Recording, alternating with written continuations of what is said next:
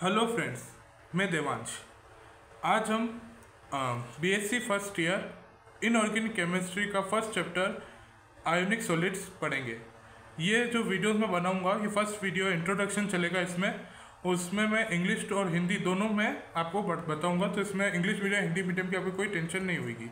तो सबसे पहले हम टॉपिक देखते हैं आयोनिक सॉलिड्स। तो हम पढ़ेंगे इंट्रोडक्शन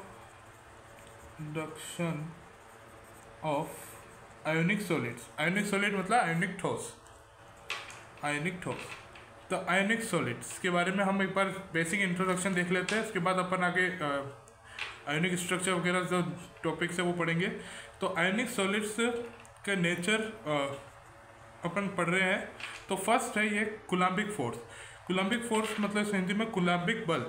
मतलब जैसे मैंने एक एग्जांपल लिया NaCl जो एग्जांपल लिया, उसमें जैसे कोई दो है Na+Cl-। तो Na और Cl जो जुड़े हुए हैं उनमें कोई तो फोर्स लग रहा होगा, उस कारण ये दोनों जुड़े हुए। तो वो जो जुड़े होने का जो फोर्स है उसको हम कूलम्बिक फोर्स कहते हैं। इसको और सही से बताएंगे तो ये मैंने एक डायग्राम बनाया NaCl का।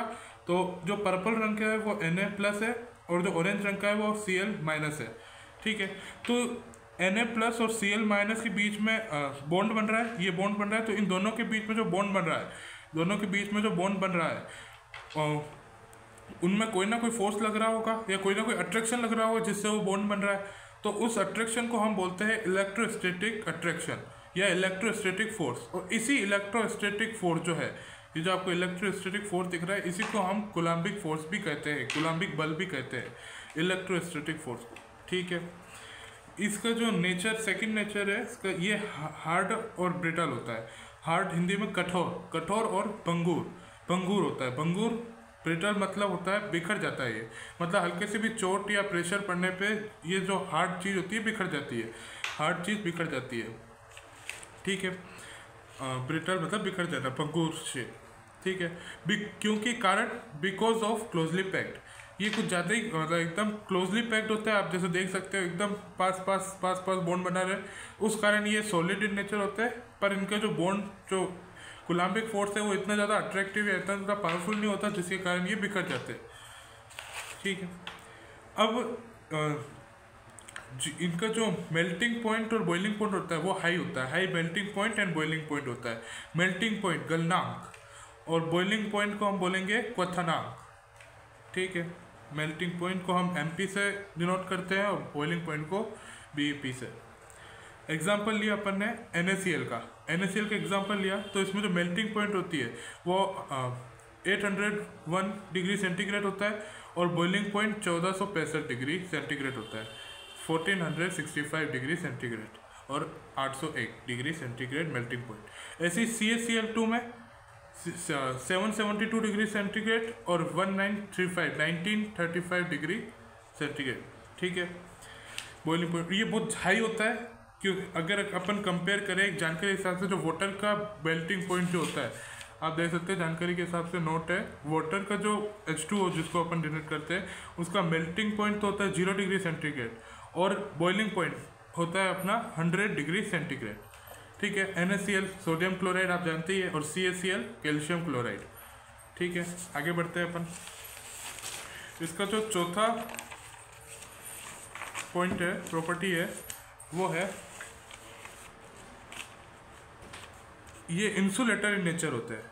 इंसुलेटर मतलब जो गुड कंडक्टर नहीं होते या जिनमें इलेक्ट्रिसिटी पास नहीं होती। ठीक है, ionic solids are insulators. Insulator को अपन हिंदी में बोलेंगे कुचालक होते हैं। कुचालक, करंट पास नहीं होती जिनमें। ठीक है, because they have charge but not space. मतलब इंसुलेटर क्यों होते हैं? इंसुलेटर किसी चीज़ को कंडक्ट होने के लिए क्या होना चाहिए? उनमें चार्ज होने चाहिए और इलेक्ट्रिसिटी फ्लो होने के लिए कुछ स्पेस चाहिए होती है। पर अब जैसे इसमें आप देख सकते हो, चार्ज तो है Na+ और Cl-, चार्ज तो इसमें प्रेजेंट है, पर इसमें कोई इतना क्लोजली पैक्ड है, ये इतना ज़्यादा क्लोजली पैक्ड है कि इसमें करंट फ्लो करने की कोई स्पेस है ही नहीं, इसलिए ये इंसुलेटर है। पर और इसलिए ये इंसुलेटर है। बट ये कंडक्टर होता है but conduct electricity in Merton state and dissolve state, मतलब लिक्विड स्टेट में। मतलब अगर अपन इन सॉलिड जो आयोनिक सॉलिड है उसको मेल्ट करके या डिजोल्व करके अगर उनको लिक्विड स्टेट में हम कन्वर्ट करते हैं, है ना, तब जाके इसमें इलेक्ट्रिसिटी फ्लो होती है और ये कंडक्टर बनता है। क्योंकि इसमें जैसे ही अपन इसमें मेल्ट करते हैं या डिजोल्व करते हैं और लिक्विड स्टेट में करते हैं तो इनमें स्पेस बढ़ जाती है। आयन तो इसमें पहले से ही प्रेजेंट होते हैं और इसमें अब इलेक्ट्रिसिटी को फ्लो होने की स्पेस भी बढ़ जाती है। उस कारण इसकी जो क्लोजली पैक होती है वो थोड़ी गैप हो जाती है, उससे इलेक्ट्रिसिटी पार हो जाती है। इसको हिंदी में अपन लिख सकते हैं, लेकिन जलीय अवस्था में यह चालक होता है, ठीक है, क्योंकि पानी के अवस्था में यह कम क्लोजली पैक्ड होता है। ये चीज़ बताई मैंने अभी आपको, जिसमें इलेक्ट्रिसिटी पास होने की जगह हो जाती है, ठीक है। अब ये चीज़ अपन ने देख ली, ये क्या चीज़ होते हैं। सबसे पहले अपन एक बार रिवाइज कर लेते हैं। ये इंसुलेटर होता है, इंसुलेटर मतलब बैड कंडक्टर ऑफ इलेक्ट्रिसिटी। इसमें जो NaCl और हाई मेल्टिंग पॉइंट होते हैं, जिस तरह से आप देख सकते हैं हाई मेल्टिंग पॉइंट है वाटर की अपेक्षा, लिक्विड स्टेट की अपेक्षा, ठीक है। NaCl और CaCl मैंने इसमें आयोनिक सॉलिड्स का एक एग्जांपल लिए, ठीक है। कूलम्बिक फोर्स इनके बीच में attraction of force of attraction है कूलम्बिक फोर्स, इसको अपन इलेक्ट्रोस्टैटिक अट्रैक्शन भी बोलते हैं या इलेक्ट्रोस्टैटिक फोर्स भी कहते हैं।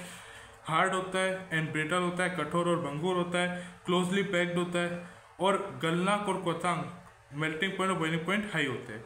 ये चीज़ आज अपन ने नॉर्मल इंट्रोडक्शन जो आयोनिक सॉलिड किस प्रकार के होते हैं ये आपको मैंने बता दिया है। अब आगे इसमें हम जैसे आयोनिक स्ट्रक्चर वगैरह देखेंगे, तो हम ऐसे करके इसको कंप्लीट BSc फर्स्ट ईयर करेंगे। एक एक वीडियो आपको देता रहूँगा, ठीक है। Have a nice day, like comment जरूर करना, मिलते हैं फिर वापस।